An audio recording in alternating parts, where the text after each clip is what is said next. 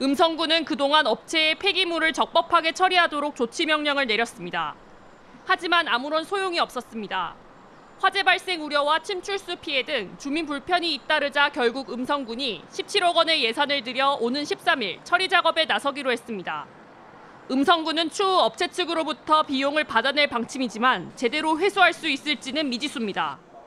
재산이 일부 확인돼 압류조처에 나섰지만 처리 비용에는 턱없이 모자랍니다.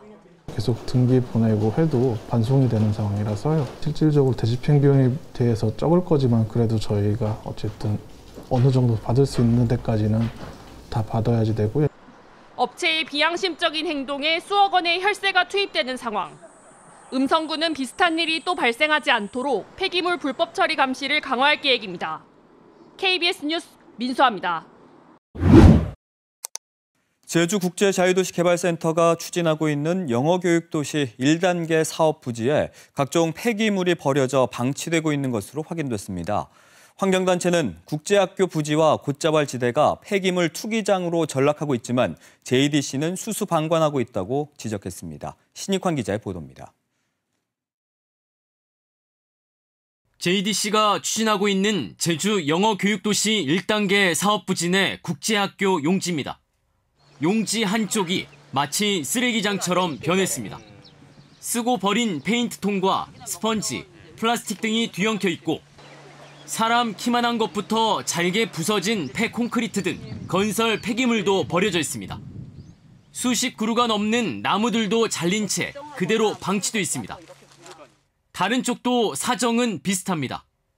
이곳은 영어교육도시 1단계 사업부지 내 원형보전 곶자왈지대입니다. 하지만 보시는 것처럼 나무로 된 과일 상자들이 버려진 채 널브러져 있습니다. 환경단체는 지난 2월부터 최근까지 국제학교 용지와 곶자왈 일대를 현장 점검해서 각종 폐기물이 대규모로 투기된 걸 확인했습니다. 투수성이 높은 곶자왈지대 특성상 지하수 오염에도 심각한 영향을 끼칠 수 있어서 곧바로 JDC 측에 폐기물 수거 등을 요구했지만 석 달이 넘게 별다른 조치는 없었다고 비판했습니다. 눈 가리기식의 그런 이제 보전 대책이 아닌 근본적인 문제를 해결하는 그런 대안을 만들어서 조급히 어쨌든 조치를 취해야 될 거라고 그렇게 생각이 듭니다. JDC 측은 직원이 상주하지 않는 한 관리가 어려운 게 사실이라며 해당 폐기물은 즉시 수거 조치하겠다고 밝혔습니다. 또 원형 보전 지역에 출입을 막는 조치를 하고 불법 투기된 폐기물과 관련해 제주도 자치경찰단에 고발 조치를 검토하고 있다고 밝혔습니다. KBS 뉴스 신익환입니다. 농경지에서 골재를 채취하고 생긴 구덩이에 흙 대신 각종 폐기물을 불법 매립한 골재 채취업자가 2년여 만에 꼬리가 잡혔습니다. 해당 업자가 인근에 조성하려던 골재장에서도 수십 톤의 건축 폐기물이 나와 자치단체의 관리 감독이 부실하다는 지적이 나옵니다. 홍정표 기자입니다. 벼농사를 준비 중인 무논에 굴삭기가 들어가 바닥을 걷어냅니다. 얼마 지나지 않아 땅속에 묻혀있던 폐비닐과 부직포, 나무 폐기물 등이 쏟아져 나옵니다.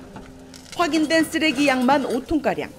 골재 채취업체가 2019년 10월부터 이듬해 5월 말까지 모래를 채취하고 난 뒤 이를 메우면서 흙 대신 폐기물을 사용한 겁니다. 하나죠. 깨끗한 눈으로 흙으로 메꿔줘야 농사를 짓지. 병을 우리가 먹는 거잖아요. 지난해 3월 관할 자치단체가 원상복구 준공 검사까지 거쳤지만 제대로 확인하지 못했습니다. 땅속에까지는 저희가 준공 절차는 없는 부분이라 이제 육안으로 검사를 하고 또 토지주들이 아무 이상 없다 이렇게 동의를 해줬기 때문에. 해당 업체가 조성하려던 인근의 골재장도 마찬가지. 굴삭기로 땅을 파내자 각종 건축 폐기물과 폐타이어 등이 가득합니다. 두 곳에서 파낸 양만 80톤가량 됩니다. 여기도 이렇게 안 생겼어요. 이게 깊게 돼 있는 상태라 다 갖다 이제 매립하면서 이제 장비로 파고 묻은 거죠. 업체의 불법 행위는 대금을 받지 못한 장비업체의 제보로 드러나게 됐습니다. 자치단체는 뒤늦게 폐기물 불법 매립 사실을 고발하고 원상 복구 명령을 내렸지만 해당 업체는 휴업 신청을 한 상태입니다. KBS 뉴스 홍정표입니다.